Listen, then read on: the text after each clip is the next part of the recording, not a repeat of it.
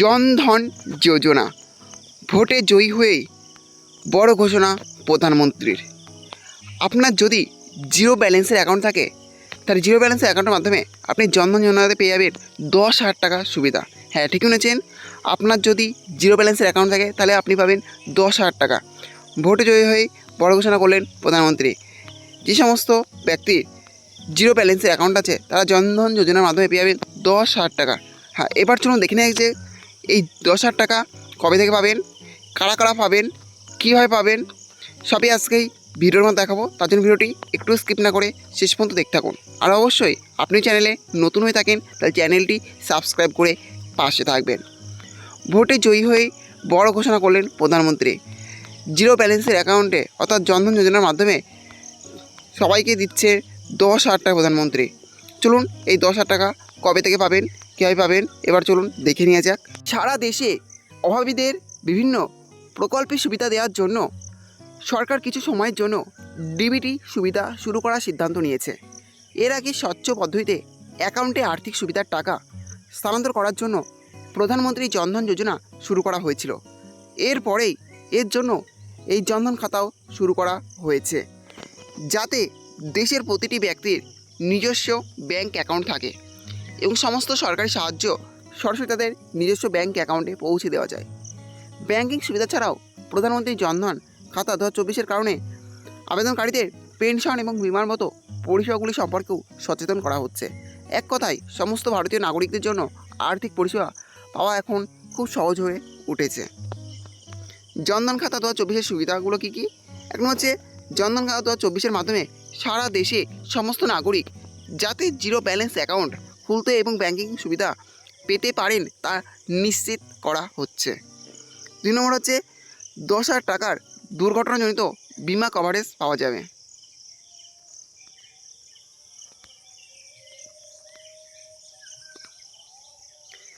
3 নম্বর হচ্ছে দুর্ভাগ্যজনক মৃত্যুর ক্ষেত্রে 30,000 টাকার জীবন বিমাও প্রদান করা হচ্ছে।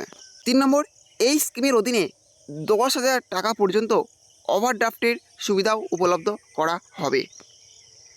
যেন হচ্ছে প্রধানমন্ত্রী জনধন যোজনার অধীনে এখন সাধারণ নাগরিকও ক্রেডিট কার্ড, বিমা, পেনশন, সেভিংস অ্যাকাউন্ট, ফিক্সড ডিপোজিটের মতো বিভিন্ন সুবিধা নিতে পারবেন। তাছাড়া হচ্ছে আবেদনকারীর সমস্ত বৈধ নথি না থাকলেও জিরো ব্যালেন্স সহ একটি জনধন অ্যাকাউন্ট খুলতে দেওয়া হয়। প্রধানমন্ত্রী জনধন যোজনার সুবিধা কারা কারা পাবেন? 1 নম্বর হচ্ছে প্রধানমন্ত্রী জনধন যোজনার অধীনে একটি অ্যাকাউন্ট খুলতে হলে ভারতের নাগরিক হতে হবে। 2 নম্বর হচ্ছে আবেদনকারীর বয়স 18 বছরের বেশি হতে হবে।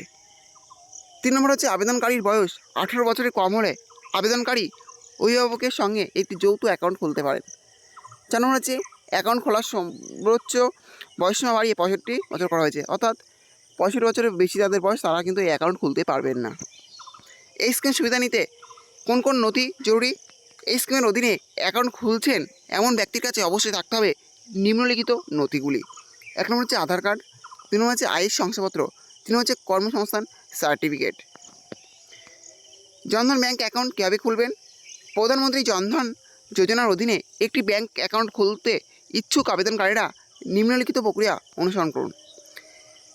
1 নম্বর হচ্ছে আবেদনকারীকে নিকটস্থ ব্যাংক শাখায় গিয়ে প্রধানমন্ত্রী জনধন খাতা খোলার জন্য আবেদনপত্র নিতে হবে। 2 নম্বর হচ্ছে এই জনধন খাতা আবেদনপত্র 2024 সাবধানে পূরণ করে সমস্ত প্রয়োজনীয় নথির জেরক্স সংযুক্ত করতে হবে। এরপর আবেদন ফর্মটি ব্যাংকের কর্মকর্তার কাছে জমা দিতে হবে। 3 হচ্ছে ফর্ম জমা দেওয়ার সময় আবেদনকারীকে কেওয়াইসি নথি আপডেট করার প্রক্রিয়াও সম্পন্ন করতে হবে।